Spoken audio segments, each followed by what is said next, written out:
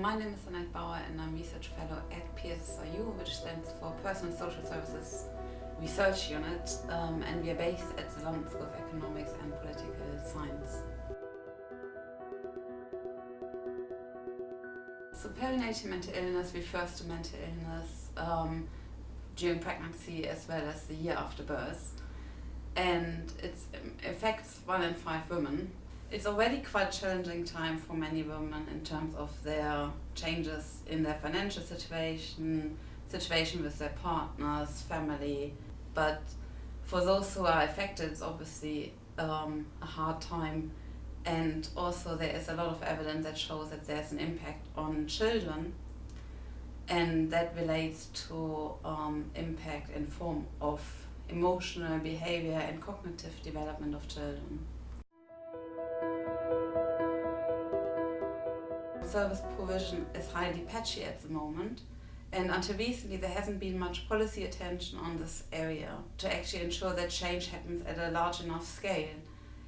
So for example, we know that only 50% of women actually are identified with perinatal mental illnesses, and of those only 60% get access to treatment, and an even smaller proportion gets appropriate treatment. Also, we know that there's a lot of focus at the moment on the postnatal period, whereas there is evidence that most symptoms of anxiety, or for most women, symptoms of anxiety and depression, for example, start already during the antenatal period. What has been shown is that during the antenatal period, it mainly refers to biological paths, and so, for example, one path is the increased stress in women that then leads to increased cortisol in women, and that has, through the womb, an effect on the fetus, and this is called fetal programming. And then the mechanisms after birth are more psychological, and they refer to parenting behavior and, for example, different abilities to actually breastfeed children. And this is influenced by mental illnesses and has an impact on infant attachment.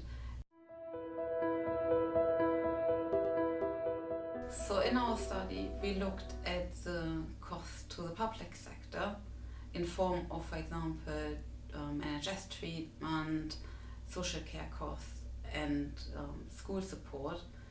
And then we also looked at the cost from a broader societal perspective. So that, for example, includes things like productivity losses to the individual and quality of life losses.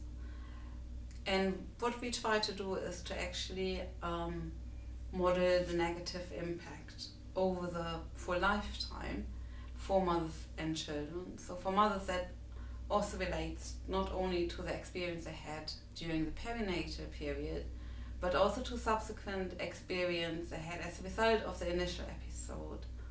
Because there's evidence that mothers who had mental illness during this time, during the perinatal time, also are more likely to have subsequent episodes. So we were modeling the cost that has in terms of treatment that becomes necessary to support women, but also the quality of life losses they experience. For children, we were modeling the full range of cost in terms of negative impact on emotional behavior and cognitive problems, and also the need for potential treatment they might require, but also things like school resources that might be needed, for example, to support special education, children that have been identified as having special educational needs.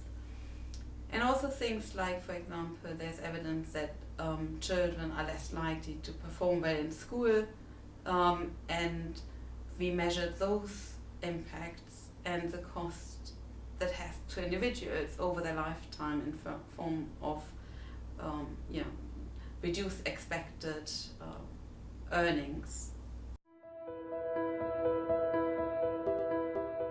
Per woman giving birth, that relates to just under £10,000 And this refers to the 3 conditions that we were able to capture because there was enough evidence for those, and that includes anxiety, depression, and psychosis.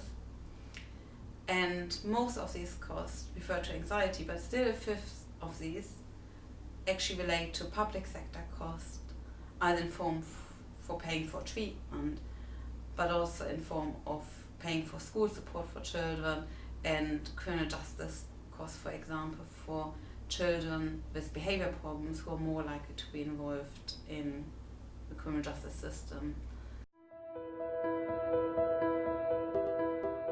What is important is that the spending is ensuring that there's equitable access to services across the country, because that's at the moment a problem with some areas having a lot of services, relatively good support for women with perinatal mental illness, and other areas almost having nothing in place to support women. It's also important that the distribution of funding goes into the identification and screening of women and support for women with low to moderate symptoms in community settings provided by health visitors, midwives and GPs, as well as funding that goes into more specialist services for women who experience more moderate to severe symptoms of perinatal mental illness. And this might include community-based specialist perinatal care options and mother and baby units, for example.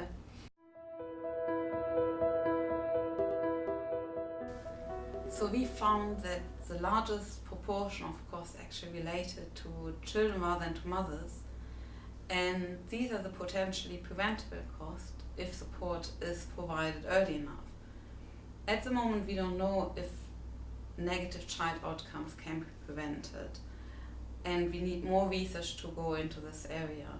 But there is a good chance that if we prevent early and if we find if we are able to identify or help mothers to come forward with conditions and the experiences of mental illness early on, that we can reduce some of those negative child outcomes.